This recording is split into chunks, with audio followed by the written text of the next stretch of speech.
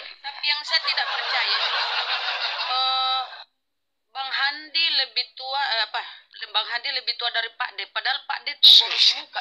Kenapa dibahas itu sih? Ada aja nih. Jujur banget sih. Pak D iya. Kalau secara langsung lebih tua Pak D ku tengok. Ya udah jangan dibahas itu mah. Ya udah Ram, terlalu polos. Rasa Bunda Rahma tanya nih, tanya Bang Handi Slebes. Aku ngomong gitu enggak waktu di Makassar? Iya. Jangan. Sama lah kita, Bang. Kok bisa gitu sih, Bunda? Saya lihat topik dulu, Bang Nanar kemarin kan Esra Soro tuh lagi pesiar ke sono ke Yerusalem. Dia pakai keva loh, pakai open camp. Begitu. Terus iya mendewa-dewakan negara itu gitu loh, padahal dia nggak tahu. Padahal disitulah ada Pak D di bawah, ada Pak D. Pak D padahal, Pak D.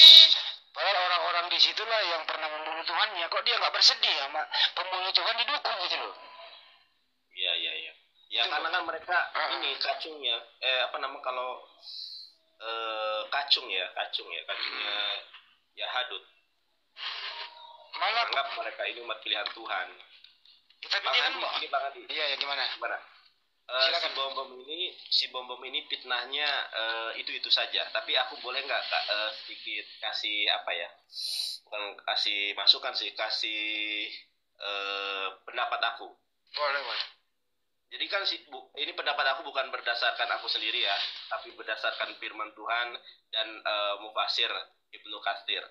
Jadi si bom bilang gini, di dalam Quran surat Al-Jin ayat 27-28, Nabi Muhammad ini dijaga, bukan hanya Nabi Muhammad, para Rasul ya, itu dijaga kiri, belakang, depan gitu ya, oleh para malaikat.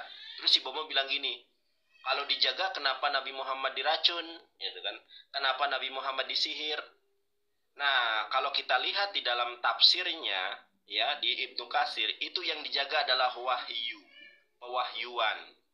Karena kalau para rasul dijaga, maksudnya dijaga fisiknya dari hantaman, Nabi Muhammad SAW ketika di Taif dilempari batu, berdarah badannya. Ketika perang Uhud bertanggal giginya. Jangan ke Nabi Muhammad, karena di situ adalah rasul ya, para rasul. Nabi Yahya meninggal dunianya karena apa? Nabi Yahya meninggal dunianya karena nggak kena bedat nggak ya? Kena dipenggal. Apakah Allah tidak menjaga Nabi Yahya sehingga Nabi Yahya kok dipenggal oleh Nabi Zakaria juga? Zakaria digergaji. Jadi penjagaan di sini yang dimaksud oleh Allah menjaga para rasul itu pewahyuan. Karena kalau masalah kematian, kullu nafsin dha'iqatul maut, bahwa setiap yang hidup itu pasti akan mengalami kematian. Di dalam Quran surat Al-Mulk ayat kedua, alladzi khalaqal mauta wal hayata liyabluwakum ayyukum ahsanu amala. Allah menciptakan kematian, Allah menciptakan kehidupan untuk menguji kamu. Siapa di antara kamu yang paling baik amalnya? Jadi kalau ada otan membawa Al-Jin 2728 katanya para rasul dijaga, itu bukan dijaga dari hantaman, bukan dijaga dari fisik dan lain sebagainya. Tetapi bisa juga kalau untuk Nabi Muhammad SAW, Nabi Muhammad SAW itu kan tidak meninggal dunia sampai akhirnya risalahnya selesai. Di mana ayatnya Quran surat Al-Maidah ayat ketiga, Al-yauma akmaltu lakum dinakum wa atmamtu alaikum nikmati wa raditu lakumul Islam madina. Abu Bakar, Umar ketika mendengar ayat ini turun menangis. Ya Rasulullah, kalau Islam sudah sempurna, kalau nikmat yang Allah berikan telah dicukupkan, kalau Islam sudah diridhoi, berarti risalah sudah selesai. Berarti engkau akan meninggal dunia. Makanya setelah ayat ini turun, beberapa bulan setelahnya kan Nabi Muhammad SAW akhirnya dipanggil oleh Allah Subhanahu Wa Taala. Mohon maaf, saya bukan ustadz, saya hanya seorang penginjil, bukan mengajari, bukan menggurui, tetapi watawasau bil haqq, watawasau bis sabr. Mohon maaf, terima kasih Gurunda. Mohon maaf ya teman-teman ya. Ini mantap pencerahannya begitu. Ya, kalau boleh nambahin dikit ya, bahwa Nabi itu kan memang dijaga dan diuji.